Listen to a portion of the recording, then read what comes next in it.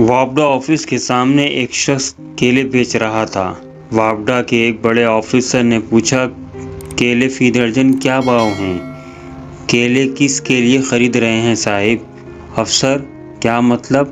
کیلے والا، مطلب یہ کہ یتیم خانے کے لیے لے رہے ہو تو 40 روپے درجن، اولڈ ہوم کے لیے لے رہے ہو تو 50 روپے درجن، بچوں کے ٹفن کے لیے 60 روپے درجن، گھر کھانے کے لیے لے رہے ہو تو 70 روپے درجن، اگر پکنک کے لیے خریدنے ہوں تو 80 روپے درجن۔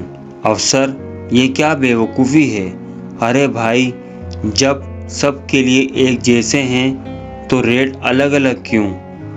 کیلے والا، پیسے کی وصولی کا اسٹائل تو آپ لوگوں والا ہی ہے، جیسے 1 سے 100 یونٹ کا الگ ریٹ، 100 سے 200 کا الگ ریٹ، 200 سے 300 کا الگ ریٹ، 300 سے 400 کا الگ ریٹ۔ بجلی تو ایک ہی کھمبے سے دیتے ہو تو گھر کے لیے الگ ریٹ، دکان کے لیے الگ ریٹ، کارخانے کے لیے الگ ریٹ، اور ایک بات اور میٹر کی قیمت ہم سے لے کر پھر میٹر کا کرایہ الگ لیتے ہو، انکم وابڈا کو دیتے ہو اور انکم ٹیکس اور سیل ٹیکس ہم سے الگ لیتے ہو۔